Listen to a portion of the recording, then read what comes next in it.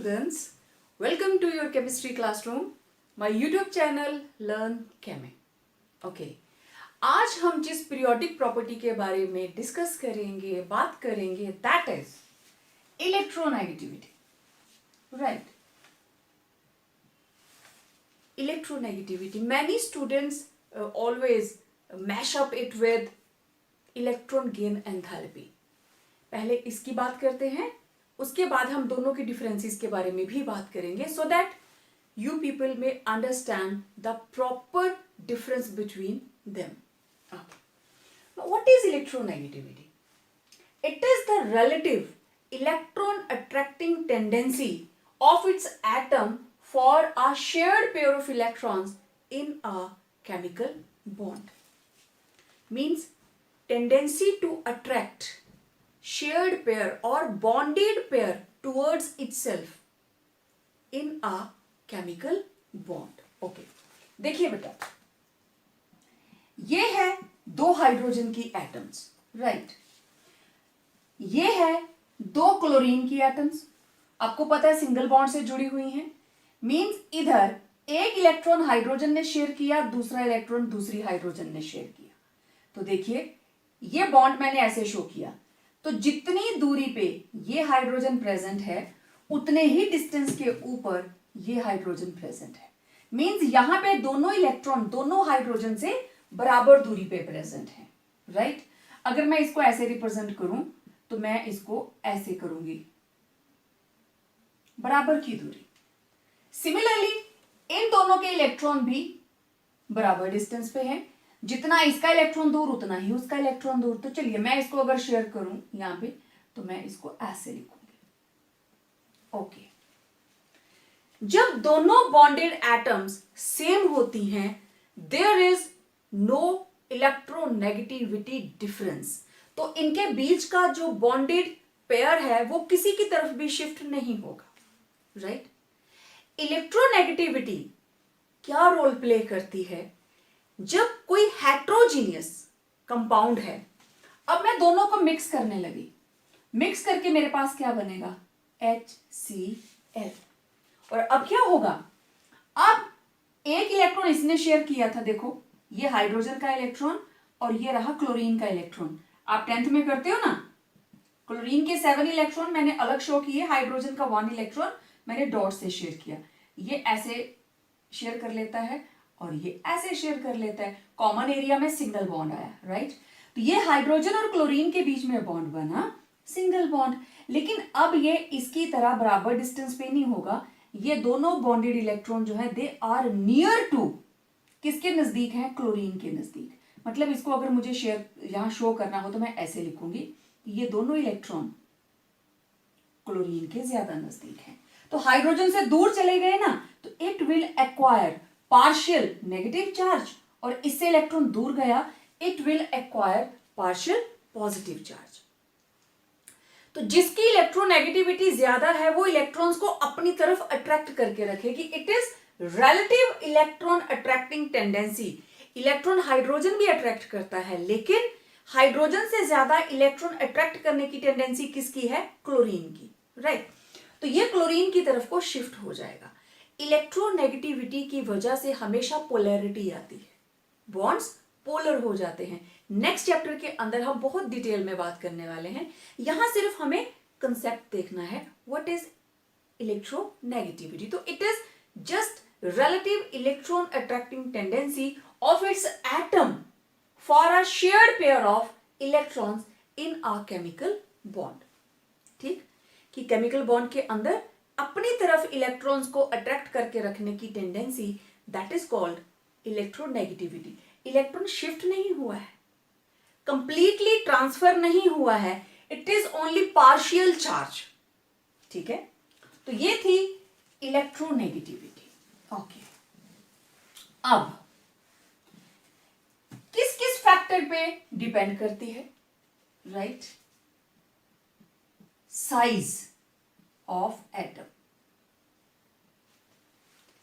Electron को अपनी तरफ खींच के रखना है, कौन रखेगा?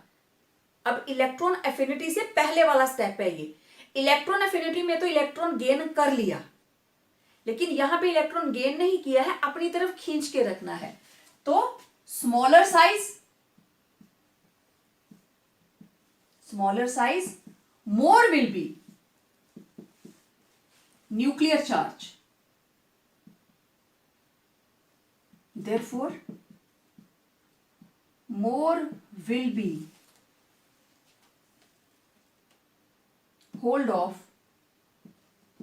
nucleus on outermost electrons, therefore higher will be electronegativity, right? और अगर लार्जर होगा, larger size means less electronegativity. Clear बात? मैंने फैक्टर दोनों इसी में कर दिए। ओके, सेकेंड न्यूक्लियर चार्ज, ठीक है। तो न्यूक्लियर चार्ज अगर मोर है, more nuclear charge, that is more will be hold of nucleus on outermost electrons, therefore higher will be electronegativity. So simple. Small size electron को खींच के रखने की टेंडेंसी ज्यादा, ये चीज आप कर चुके हैं पहले। तो इलेक्ट्रोनेगेटिविटी क्या होगी? ज्यादा। What is electronegativity? Relative electron attracting tendency, लेकिन केमिकल बॉन्ड होना चाहिए। ओके, अब देखते हैं वेरिएशन। ये समझ आ गया होगा सबको। Variation along the period. How does electronegativity varies along the period? Variation, okay, देखो अलोंग द पीरियड कैसे वेरी किया? along the period as size decreases along the period, therefore electronegativity increases. along the period size decrease करता है, और size के ऊपर कैसे depend करती है? smaller is the size, more will be electronegativity. As size decreases along the period, therefore electronegativity increases. किधर? Along the period. Clear? अब देखिए जरा down the group. As size increases down the group, therefore electronegativity decreases. क्योंकि down the group size बड़ा हो गया, size बड़ा हो गया तो न्यूक्लियस का होल्ड आउटरमोस्ट इलेक्ट्रॉन्स के ऊपर कम हो गया, राइट? कम हो गया तो इलेक्ट्रॉन अट्रैक्टिंग टेंडेंसी ऑटोमेटिकली कम हो गई। क्लियर? तो along the period size decreases, therefore electronegativity increases. Down the group size increases, therefore electronegativity decreases. Okay, now let us compare electronegativity and electron gain enthalpy. दोनों को compare करते हैं, ठीक है? अब उससे पहले मैंने आपसे बात की along the period.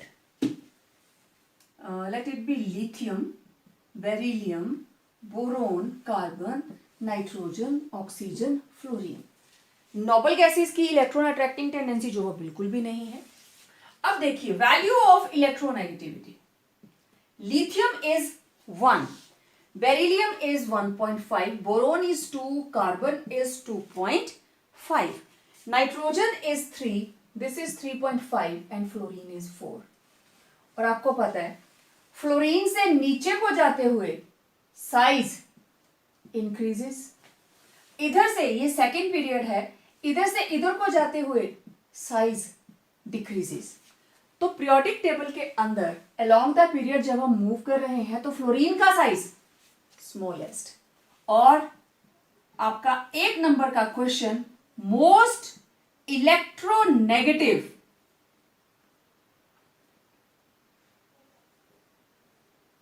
electronegative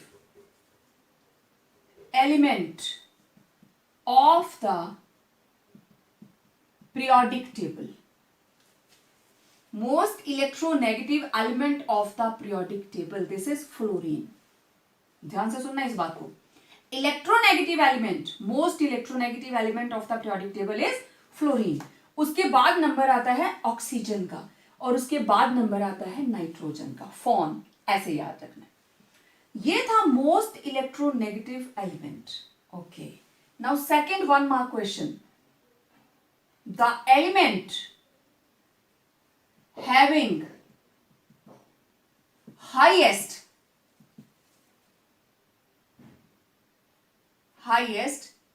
electron gain enthalpy in the periodic table. सबसे ज्यादा इलेक्ट्रॉन गेन एंथैल्पी किसकी होगी? It is chlorine. आपको बताया था ना मैंने कि फ्लोरीन और क्लोरीन में से देख के तो ये लगता है कि जिसका साइज छोटा उसकी इलेक्ट्रॉन गेन एंथैल्पी ज्यादा, लेकिन फ्लोरीन के केस में साइज क्या होता है? स्मॉल. मैं अभी इसके बारे में भी आपसे बात करती हूं. तो ये इलेक्ट्रोनेगेटिविटी इधर को जाते हुए साइज क्या कर रहा है? डिक्रीज. तो आप देखिए इलेक्ट्रोनेगेटिविटी क्या कर रही है? इंक्रीज. और मैक्सिमम वैल्यू इज ऑफ. अब कार्बन और हाइड्रोजन की ऑलमोस्ट सेम है, इसीलिए कार्बन और hydrogen most stable covalent bonds बनाते हैं और आपके पास इतना बड़ा ऑर्गेनिक केमिस्ट्री पुराण बन जाता है, right? Just because they are having same electronegativity, तो उनके कोवेलेंट बॉन्ड बहुत ही स्ट्रॉन्ग है, पोलैरिटी नहीं है उसमें. ओके, अब ये आपके एक एक नंबर के 2 क्वेश्चन हो गए. इसको अपने नोट्स में बिल्कुल टॉप पे लिखना, कॉपी के. ओके, अच्छा, अब देखिए मैं अगर इलेक्ट्रॉन गेन एंथैल्पी की बात करूं, fluorine, chlorine, bromine, iodine. Fluorine की वैल्यू इलेक्ट्रोनेगेटिविटी, फ्लोरीन की इलेक्ट्रॉन गेन एंथैल्पी, एंथैल्पी जो रिलीज होती है, this is electron gain enthalpy. हम इसकी बात कर रहे हैं. फ्लोरीन की है -298 किलो जूल पर मोल. क्लोरीन की वैल्यू है, it is 1 minute. Yeah. This is -349. This is -295 and this is -235. Sorry. Bromine is 325 and this is 295. And this is 328. ये रहा, ठीक है, माइनस वैल्यू. और ये सारी की सारी वैल्यूज किस में है? किलो जूल पर मोल. तो आप देखिए 328, 349, 325, 295, मतलब क्लोरीन की वैल्यू ज्यादा है किससे? ब्रोमीन से. ब्रोमीन की वैल्यू ज्यादा है आयोडीन से और क्लोरीन की वैल्यू ज्यादा है फ्लोरीन से. क्लियर? ये प्रैक्टिकल वैल्यूज हैं. और ऐसा क्यों हुआ? बिकॉज फ्लोरीन और क्लोरीन के साइज में बहुत फर्क है. मैंने आपको पिछले लेक्चर में बताया था. अगर आप इसको कंपेयर करें ना, फ्लोरीन और क्लोरीन को, तो यहां पे हमारे पास डायमेंशंस हैं. इसका क्लोरीन का रेडियस रहता है ऑलमोस्ट 99 पिकोमीटर. क्लोरीन का जो एटॉमिक रेडियस है, it is almost 99 picometer and which is quite higher than fluorine which is 72 picometer. तो 72 पिकोमीटर के अंदर 8 इलेक्ट्रॉन्स को एडजस्ट करना, that is quite difficult for fluorine. तो उसकी जगह पे फिर हमारे पास क्या आ जाती है? क्लोरीन. क्लोरीन आसानी से 8 इलेक्ट्रॉन्स को अकोमोडेट कर सकती है. ठीक है, अगर मैं ऐसे रफ सा आइडिया लूं तो ये रही fluorine and let it be 72. Okay, ये रहा इसका रेडियस. ठीक है, ये रहा इसका रेडियस. अब इधर क्लोरीन, ठीक है, क्लोरीन का रेडियस देखो 72 से हमें एटलीस्ट 27 ज्यादा लेना है, तो क्वाइट नेचुरल कि इसका रेडियस यहां तक ले लिया, तो देख लो बड़ा हो गया साइज। और वैसे भी उसमें 3 शेल्स हैं, इसमें 2 शेल्स हैं। पिछले लेक्चर में हमने काफी डिटेल में बात की थी, यहां क्योंकि कंपैरिजन है दोनों का, इसलिए मैं यहां पे ये बात कर रही हूं इसकी वैल्यू के साथ। ओके, क्लियर हो गया सबको? तो मोस्ट इलेक्ट्रोनेगेटिव एलिमेंट कौन है? फ्लोरीन। और मोस्ट इलेक्ट्रॉन एफिनिटी किसकी है? That is chlorine. अच्छा, कई बार ये क्वेश्चन पता है कैसे आता है? The element having highest electronegativity, ठीक है, highest electronegativity and the element having highest electron gain enthalpy। बहुत सारे बच्चे इसमें कंफ्यूजन रखते हैं। Electron gain enthalpy means electron लिया फिर एनर्जी बाहर गई, ठीक है, और इलेक्ट्रॉन नेगेटिविटी ये रिलेटिव इलेक्ट्रॉन अट्रैक्टिंग टेंडेंसी। तो element with highest electronegativity is fluorine और highest electron gain enthalpy is chlorine. तो ये आपके एक एक नंबर के क्वेश्चंस हैं। ओके, तो जब आप क्लोरीन, ब्रोमीन, फ्लोरीन वाला क्वेश्चन करते हो ना कि इनकी जो इलेक्ट्रॉन गेन एंथैल्पी है वो क्लोरीन की अनएक्सपेक्टेडली ज्यादा है, तो उसमें आप वैल्यूज को भी लिख दें तो और भी ज्यादा अच्छा होगा, ठीक है। Now let us differentiate between electron gain enthalpy and electronegativity. चलिए, सबसे बड़ी बात, इलेक्ट्रोनेगेटिविटी के कोई भी स्पेसिफिक यूनिट नहीं है क्योंकि ये एक कंपैरेटिव वैल्यू है, राइट, इसके पर्टिकुलर यूनिट्स नहीं है।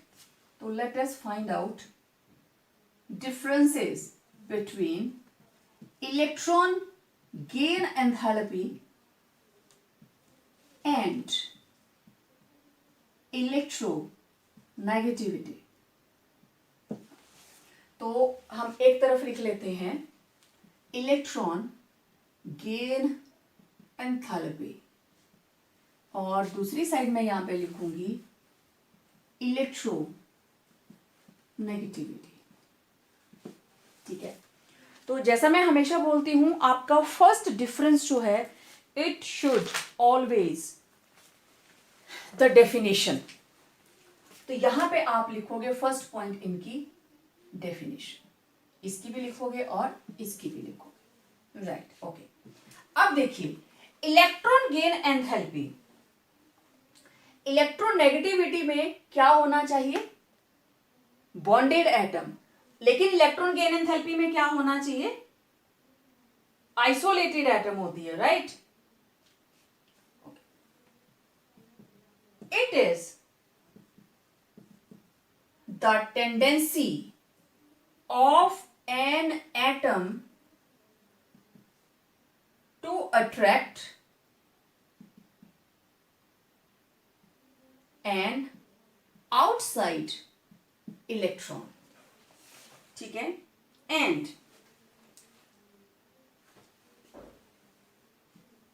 it is the tendency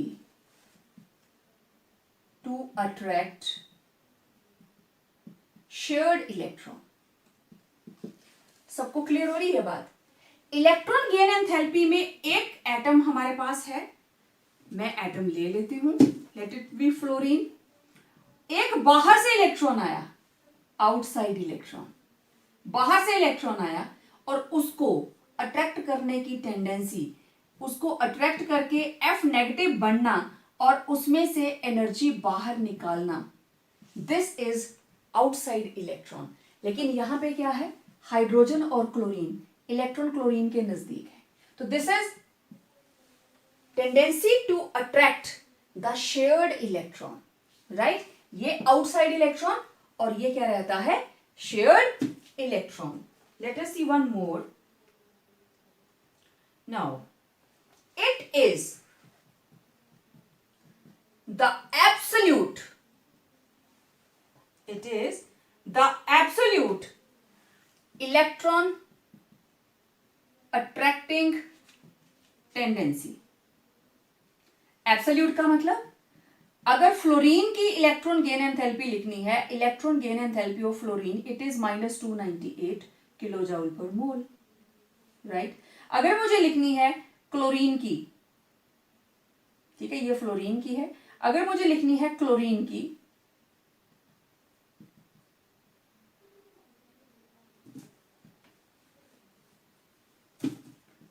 electron gain enthalpy of fluorine, electron gain enthalpy of chlorine, और आपको पता है दैट इज -394 किलो जूल पर मोल। ये एब्सोल्यूट वैल्यू है, फिक्स्ड एब्सोल्यूट, कोई भी इसको मेजर करे आंसर यही आएगा, वैल्यू यही आएगी। लेकिन ये क्या है, it is relative tendency, this is a relative value, relative value. दो को कंपेयर करके हम बताएंगे कि दोनों में से किसकी वैल्यू ज्यादा है और कौन इलेक्ट्रॉन को एक्सेप्ट करेगा, अपनी तरफ को अट्रैक्ट करके रखेगा, ठीक है। ओके, नाउ अब एक चीज और देखिए, इधर हमने लिया है इलेक्ट्रॉन गेन एंथैल्पी और इधर हमने लिया है इलेक्ट्रोनेगेटिविटी, ठीक है। देखिए now third point, it is the property of an isolated atom, atom should be single and in gaseous state, लेकिन इलेक्ट्रोनेगेटिविटी के लिए हमारे पास क्या है, it is the property of bonded atom. जब तक बॉन्ड नहीं होगा इलेक्ट्रोनेगेटिविटी को आप नहीं लिख सकते, ओके। इलेक्ट्रॉन गेन एंथैल्पी के यूनिट्स क्या हैं, किलो जूल पर मोल या जूल पर मोल, लेकिन इसके नो स्पेसिफिक यूनिट्स, इसके कोई भी स्पेसिफिक यूनिट्स नहीं है। All done. तो ये थे differences between electron gain enthalpy and electronegativity. तो सबको समझ में आ गया होगा, ये टेंडेंसी है आउटसाइड इलेक्ट्रॉन को लेने की, लेकिन इसमें इलेक्ट्रॉन बॉन्डेड है, right. It is absolute electron attracting tendency, absolute value है, हर कंट्री के अंदर आपको यही वैल्यू मिलेगी, हर केमिस्ट्री की बुक के अंदर यही वैल्यूज हैं, ठीक है, स्टेबल वैल्यूज।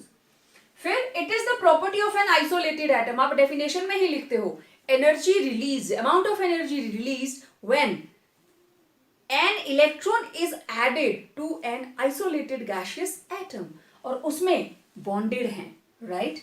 इसके यूनिट्स है किलो जूल पर मोल, बट इलेक्ट्रोनेगेटिविटी के हमारे पास कोई भी स्पेसिफिक यूनिट्स नहीं है, ठीक है, ओके। अब देखें नेक्स्ट जो प्रॉपर्टी है, इसकी आपने वेरिएशन देख ली ना, along the period, down the group, और उसके बाद में हमने डिफरेंसेस की बात भी कर ली, okay. Next fifth periodic property is valency. What is valency? This is combining capacity of atoms, जितने वैलेंस शेल में इलेक्ट्रॉन्स होते हैं that is called its valency, quite simple, that is valency, okay. अब देखिए, this is combining tendency of an atom, और ये किस पे डिपेंड करती है, वैलेंस इलेक्ट्रॉन्स के ऊपर, right. Up to 4 valence electrons, ये जितने वैलेंस इलेक्ट्रॉन होंगे उसी के बराबर होगी, एंड आफ्टर 4, ठीक है, up to 4 valence electrons equal to valence electrons, लेकिन आफ्टर 4 ये किसके बराबर होगी, 8 माइनस वैलेंस इलेक्ट्रॉन्स, राइट। तो इसको अगर हम एग्जाम्पल से करें, लेट्स सी, मैं फर्स्ट वाला हमारे पास जो पीरियड है उसको ले लेते हैं, let it be lithium, sodium, beryllium, boron, carbon, nitrogen, oxygen, fluorine, right. Number 3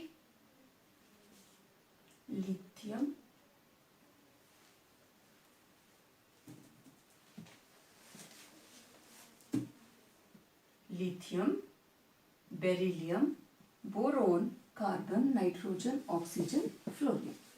atomic number 3, 4, 5, 6, 7, 8 and 9। ठीक है। Atomic number 3 configuration 1s2 2s1, 1s2 2s2, 1s2 2s2 2p1, 1s2 2s2 2p2, 1s2 2s2 2p3, 1s2 2s2 2p4, 1s2 2s2 2p5। Okay, तो ये हमने लिखी configuration. अब मुझे लिखने हैं वैलेंस इलेक्ट्रॉन्स। कितने हैं? आउटर मोस्ट शेल है सेकंड 1, आउटर मोस्ट शेल है 2s 2, आउटर मोस्ट शेल है 2s 2p 2 + 1 3 6। ये फर्स्ट शेल से ये सेकंड शेल, टोटल कितने हैं? 4। फर्स्ट शेल, सेकंड शेल, 5 आ गए ना, 8 - 5 = 3। Second shell valence electron 6। Okay, यहां पे मैं सिर्फ वैलेंस इलेक्ट्रॉन लिखती हूं पहले। Valence electron 5, valence electron 6, valence electron 7, 5 + 2 7। Okay, अब वैलेंसी किसके बराबर है? यहां पे है 1 2 3 4, आगे क्या होगा? 8 - 5 = 3, 8 - 6 = 2, 8 - 7 = 1। अब इसको आपने नेगेटिव नहीं लिखना है, आपको सिर्फ इंटीजर लिखना है 1 2 3 4, राइट। आपको सिर्फ इनको लिखना है। इसकी वैल्यू आएगी 3 2 1। वैसे नाइट्रोजन जो है it shows multiple oxidation states. ठीक है, तो एक तो ये तरीका है। वैलेंस शेल के अंदर जो इलेक्ट्रॉन्स पड़े होते हैं दैट डिसाइड द वैलेंसी, और अप टू 4 कार्बन तक इलेक्ट्रॉन, 4 इलेक्ट्रॉन दिए जा सकते हैं, बट कार्बन से ही कोवेलेंट बॉन्डिंग स्टार्ट हो जाती है। ठीक है, अब एक और तरीका है, we are having one more method इसकी वैलेंसी को निकालने का in terms of hydrogen, chlorine and oxygen. Let's find that. ठीक है, अब अगर हम बात करें वैलेंसी की, तो इट विल बी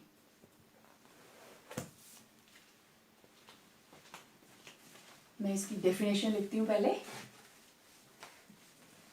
ये सबने नोट कर लिया होगा आई होप साथ साथ में। तो it is the combining capacity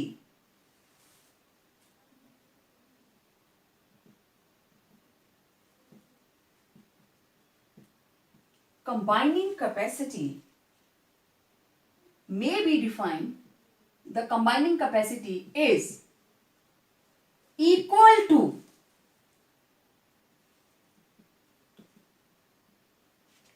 the number of hydrogen or halogen atoms or twice the number of oxygen atoms। अब इस डेफिनेशन को मैं आप लोगों को क्लियर करती हूं how it is. Combining capacity पहले आपने वैलेंस इलेक्ट्रॉन्स के उससे देख लिया। Now in terms of hydrogen, halogens and oxygen atoms, किसी भी एटम के साथ कितने हाइड्रोजन जुड़ सकते हैं, कितनी हैलोजेंस जुड़ सकती हैं, या कितनी ऑक्सीजन जुड़ सकती हैं। ये तो इक्वल, हाइड्रोजन हैलोजन बराबर होंगे, लेकिन twice the number of oxygen atoms. चलिए एग्जांपल लेते हैं। मान लीजिए हमारे पास है third period, sodium, magnesium, boron के नीचे आता है एल्यूमिनियम, बोरोन के देखो ऊपर वाले हमारे पास क्या था, lithium, beryllium, boron, carbon, nitrogen, oxygen and fluorine. Boron के नीचे एल्यूमिनियम, कार्बन के नीचे सिलिकॉन, नाइट्रोजन के नीचे फास्फोरस, ऑक्सीजन के नीचे सल्फर और फ्लोरीन के नीचे क्लोरीन। ठीक है, हमने लिया third period. Now in terms of hydrogen, जब सोडियम के साथ हाइड्रोजन कंबाइन करता है it forms sodium hydride, it forms magnesium hydride, aluminium hydride, silane, silicon के हाइड्राइड को बोलते हैं सिलेन, फॉस्फीन PH3, H2S सल्फर के साथ and HCl। What we did, हमने लिखा in terms of hydrogen. Let me see is it properly visible or not. Yes it is visible. Hydrogen के with respect आपने देखा कि ये जितनी हाइड्रोजन्स लग रही है, अब देखो हाइड्रोजन्स कितनी लगी यहां पे 1, कितनी हाइड्रोजन्स 2, कितनी हाइड्रोजन्स 3, कितनी हाइड्रोजन्स 4, कितनी हाइड्रोजन्स 3 2 1। आ गया ना, सेम वही चीज आ गई। Okay, now in terms of halogen, तो कौन सी हैलोजन ले, let it be chlorine, halogen है ना। Okay, now in terms of halogen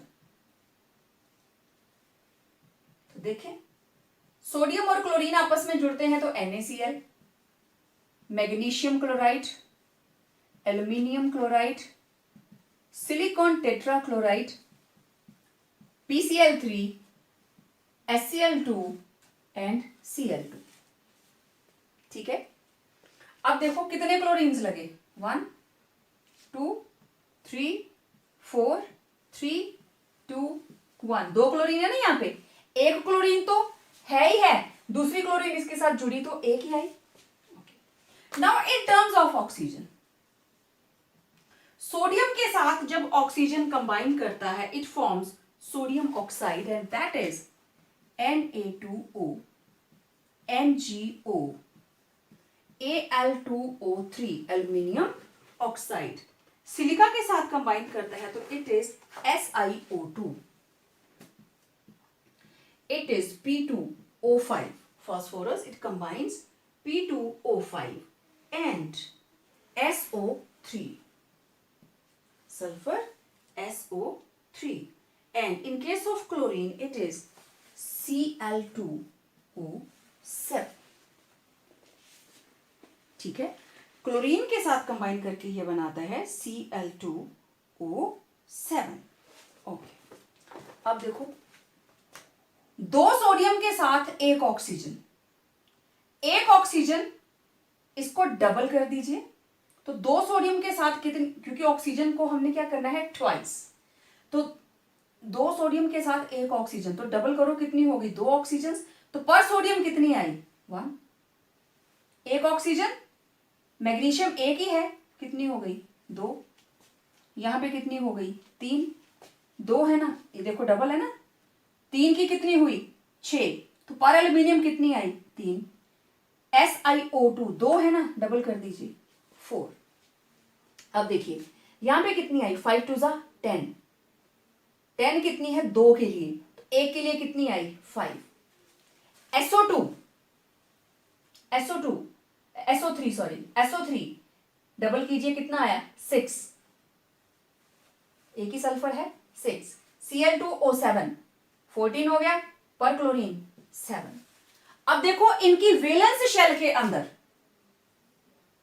valence electrons, sodium में होता है 1, मैग्नीशियम में होते हैं 2, एल्यूमिनियम में 3, इसमें 4, फास्फोरस में 5, सल्फर में 6, क्लोरीन में 7।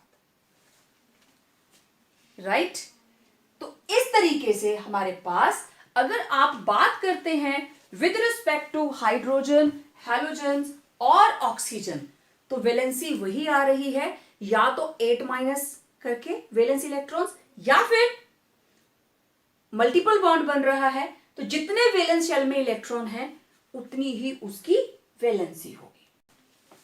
This is SiO2। ठीक है, लेकिन ये ऐसा नहीं है, this is not like that. Double bond O नहीं है, नो डाउट। इसके ऊपर जो कंपाउंड है कार्बन डाइऑक्साइड वो ऐसा होता है।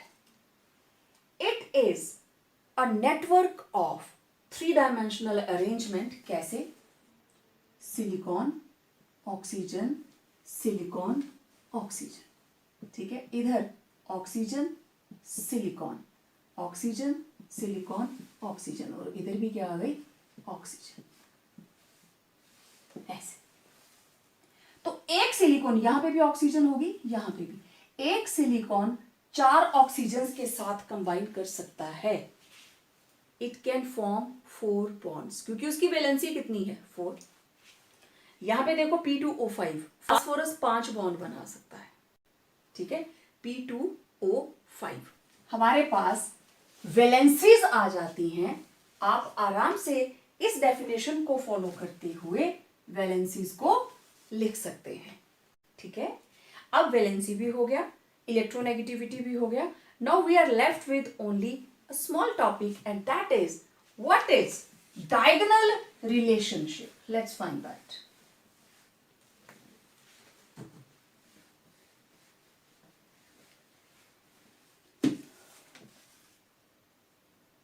diagonal relationship।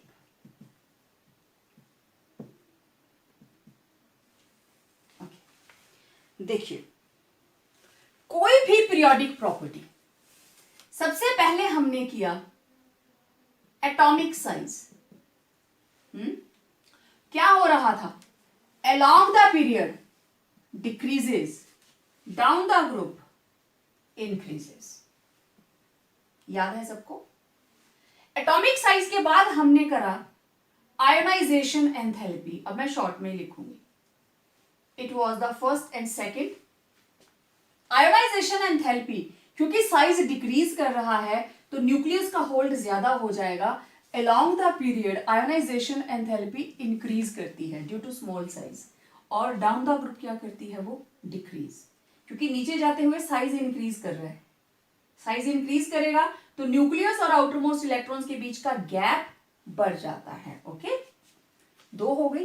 Okay, third one is electron gain enthalpy.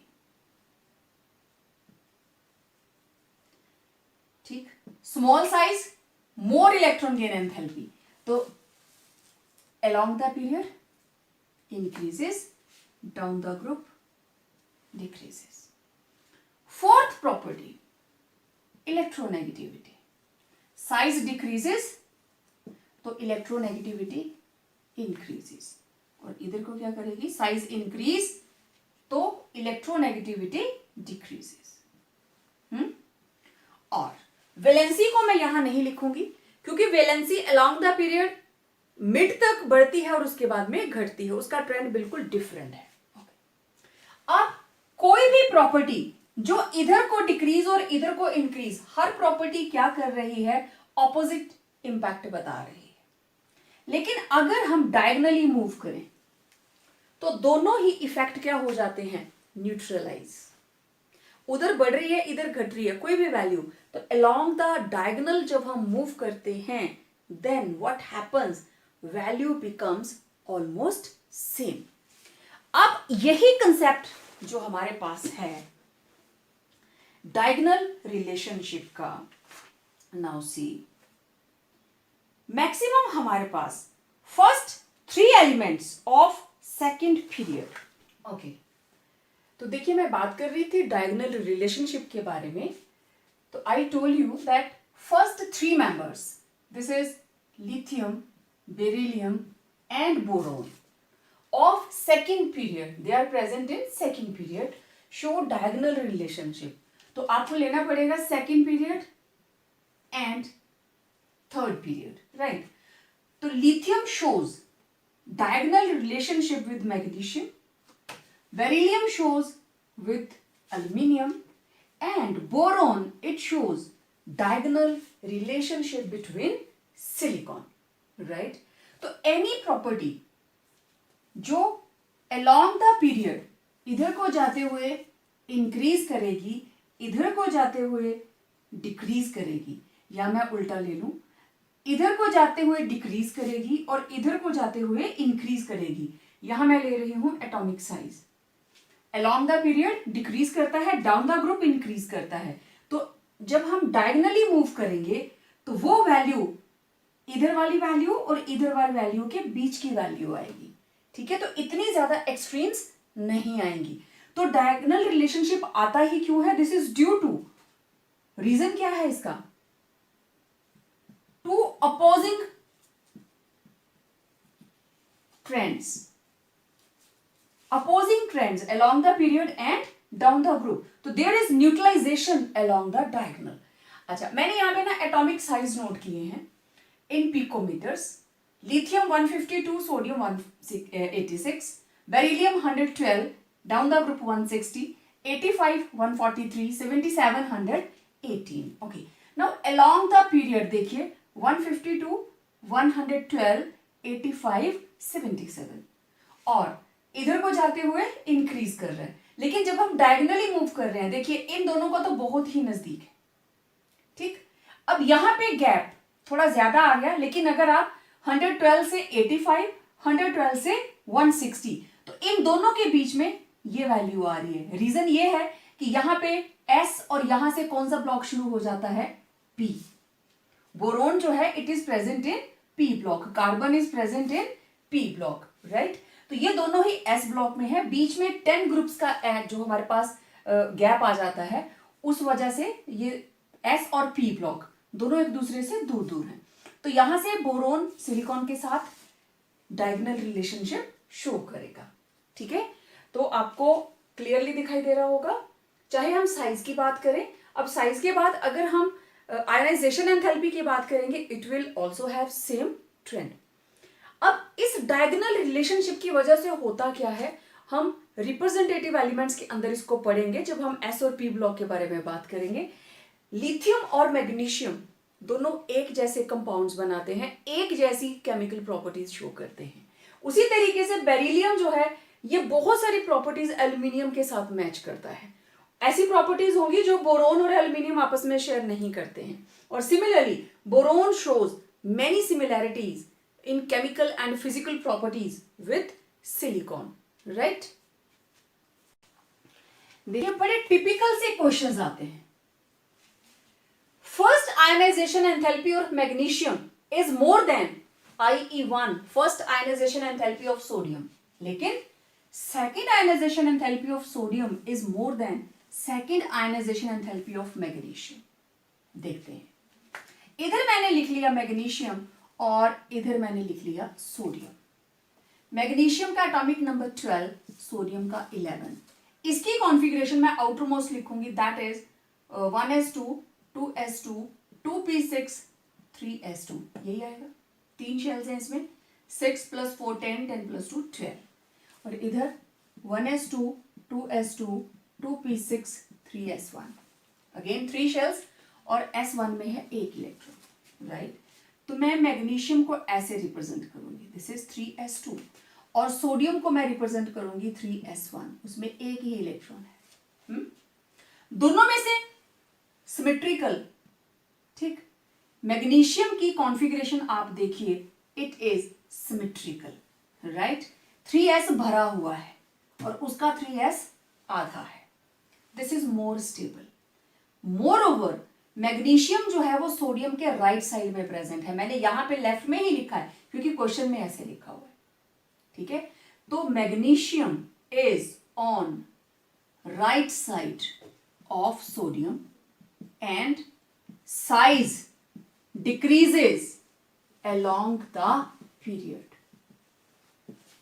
That is, size of magnesium is less than size of sodium.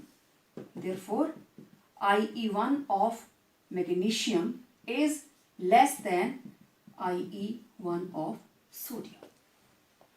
हो गया। अब देखो, जब मैग्नीशियम से 1 इलेक्ट्रॉन हटा के बना मैग्नीशियम +1 इलेक्ट्रॉन, और इधर सोडियम से 1 इलेक्ट्रॉन हटा के बना सोडियम पॉजिटिव, तो इधर क्या था 1s2, 2s2, 2p6, 3s2। अब ये बन गया 1s2 2s2 2p6 3s1। Sodium था 1s2 2s2 2p6 3s1 और एक इलेक्ट्रॉन हटा के बन गया 1s2 2s2 2p6। ओके, अब मैग्नीशियम 1 पॉजिटिव ये बना, मैग्नीशियम 1 पॉजिटिव से एक इलेक्ट्रॉन हटेगा तो क्या बन जाएगा, मैग्नीशियम 2 पॉजिटिव। ठीक है, और इधर सोडियम में से जब एक इलेक्ट्रॉन और हटेगा तो ये बन जाएगा Na2 पॉजिटिव। हटाना है ना हमने सोडियम से, तो यहां पे लगेगी IE2, यहां पे लगेगी IE2, यहां क्या लगी थी IE1, इधर क्या लगी थी IE1। अब देखिए फर्स्ट की तो बात हो गई कि मैग्नीशियम का साइज जो है वो छोटा है इसलिए एनर्जी ज्यादा लगी, लेकिन सेकंड केस में क्या है, एक इलेक्ट्रॉन हटाने के बाद मैग्नीशियम की कॉन्फ़िगरेशन हो गई 3s1, लेकिन सोडियम की क्या हो गई, नोबल गैस, सिमेट्रिकल, स्टेबल। अब सोडियम का सेकंड इलेक्ट्रॉन कहां से हटना है, नोबल गैस में से, लेकिन मैग्नीशियम का सेकंड इलेक्ट्रॉन कहां से हटना है, this is unsymmetrical configuration, right.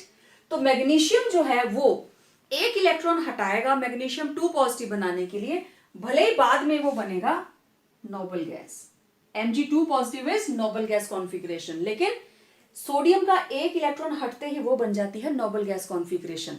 तो यहां से इलेक्ट्रॉन हटाना इज मोर डिफिकल्ट, क्योंकि नोबल गैस कॉन्फ़िगरेशन को आप डिस्टर्ब नहीं कर सकते।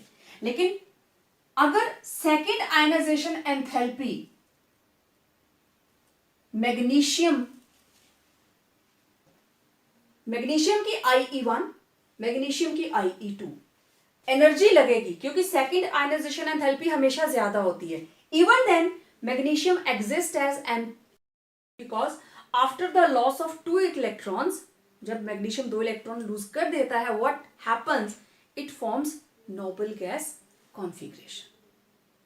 ठीक है, तो इस चैप्टर से पेपर में कौन कौन से क्वेश्चंस आते हैं मैंने तकरीबन हर लेक्चर के अंदर आपको बताया है, right from the beginning during the development of periodic table and up to periodic properties. तो चैप्टर के नोट्स मैं आप लोगों को भेज दूंगी, अच्छे से उनको नोट कीजिए, इंपॉर्टेंट क्वेश्चंस अलग से नोट कीजिए and it will help you in your exams. देखिए जरा ये question, the first ionization enthalpy, ठीक है, first and second ionization enthalpies and electron gain enthalpies of few elements in kilojoule per mole are, देखिए ये रहे element 1 2 3 4 5 6, first element, second, third, fourth, fifth, sixth. मैंने ABC नहीं लिखा क्योंकि अगर मैं बी लिखूंगी तो that stand for boron and C will represent carbon, तो मैं एबीसी नहीं लिखूंगी, मैंने लिखा element 1 2 3 4 5 6। Okay, this is first ionization enthalpy IE1 और इसको डेल्टा IH भी लिखते हैं, जैसे इलेक्ट्रॉन गेन एंथैल्पी लिखते हैं ना EG, इलेक्ट्रॉन गेन एंथैल्पी के लिए H, तो उसी तरीके से कुछ बुक्स के अंदर it will be written as delta I means ionization enthalpy H, ionization enthalpy means H। Okay, ये रही इनकी वैल्यूज, ये रही सेकेंड आयनाइजेशन एंथैल्पी, पॉजिटिव होती है ना दोनों क्योंकि हमें लगानी होती है। This is electron gain enthalpy, negative means electron लिया है एक, पॉजिटिव मीन्स 2 इलेक्ट्रॉन लिए हैं, है ना, पॉजिटिव तभी आती है ना। तो ये रही हमारे पास इलेक्ट्रॉन गेन एंथैल्पी की वैल्यूज। अब आपको आंसर करना है द लीस्ट रिएक्टिव एलिमेंट, इनमें से कौन है जो सबसे कम रिएक्टिव है, the most reactive metal, the most reactive non metal, the least reactive non metal and the metal which can form MX2, magnesium chloride जैसे होता है। कौन सी मेटल है जो इनमें से दो आपस में कंबाइन करके क्या बनाएंगी, MgCl2, मतलब X मीन्स हैलोजन, और कौन है जो सिंपल बनाएगी MX। ओके, अब एक चीज देखिए, इलेक्ट्रॉन गेन एंथैल्पी कौन शो करते हैं? Non metals. ठीक, अब इसमें से मेटल कौन है और नॉन मेटल कौन है वो आप क्लियरली देख पा रहे होंगे इलेक्ट्रॉन गेन एंथैल्पी की वैल्यू से। ये वाली जो वैल्यूज हैं, these are of non metal, very high values. Metal भी इलेक्ट्रॉन ले लेती हैं, हम मेटल्स में भी इलेक्ट्रॉन ऐड करते हैं, ऐसा नहीं करते हैं हम। कॉपर 2 पॉजिटिव प्लस 2 इलेक्ट्रॉन्स क्या बन जाता है? Copper solid. सोडियम में भी आप इलेक्ट्रॉन ऐड कर सकते हो, ठीक है ना, लेकिन उनकी इलेक्ट्रॉन गेन एंथैल्पी इतनी ज्यादा नहीं होगी। तो नॉन मेटल्स तो ये रही, ठीक है, और इससे ज्यादा मैं हिंट नहीं दूंगी, पूरा चैप्टर आप लोगों ने पढ़ा है। तो सबसे कम रिएक्टिव एलिमेंट इनमें से कौन है जो लीस्ट रिएक्टिव होगा? सोच के देखो जरा। रिएक्टिविटी कौन शो करता है? जिसका इलेक्ट्रॉन जा सकता है या इलेक्ट्रॉन वो गेन कर सकता है। तो गेन करने वालों की बात तो ये हो गई जिनकी very high electron gain enthalpy की वैल्यू आ रही है। अब आयोनाइजेशन एंथैल्पी को देखकर भी आप बता सकते हो कौन रिएक्टिव है कौन नहीं। जिसकी आयोनाइजेशन एंथैल्पी बहुत ज्यादा होगी उसकी रिएक्टिविटी कम होगी, क्योंकि बड़ी ज्यादा एनर्जी हमारे लिए लगाना भी टफ होता है, ठीक है। तो उस तरीके से ये पूरे का पूरा न्यूमेरिकल, ये देखने में एक है लेकिन यू आर आंसरिंग 6 क्वेश्चंस, ठीक है। तो कॉम्पिटिटिव एग्जाम्स के अंदर ऐसे ही टेबल बनकर आएगा और आपको कई बार तो आंसर छांटने होते हैं and sometimes you have to match the columns, okay. तो इसको सॉल्व करके मुझे नोट्स के साथ जरूर भेजना, क्योंकि ये चीज मैंने वीडियो में बोली है तो पता चल जाता है किसने वीडियो देख के होमवर्क किया है और किसने कॉपी पेस्ट किया है, ठीक है। तो ध्यान से देखिए, इसको नोट कीजिए और इन क्वेश्चंस का आंसर लिख के मुझे नोट्स के साथ रिटर्न करना, ठीक है। तो it was the last lecture of this chapter. Very soon we will be meeting with the new chapter. Till then, stay home, stay safe and stay happy. ज्यादा टेंशन मत लीजिए, स्कूल बहुत जल्दी खुल जाएंगे।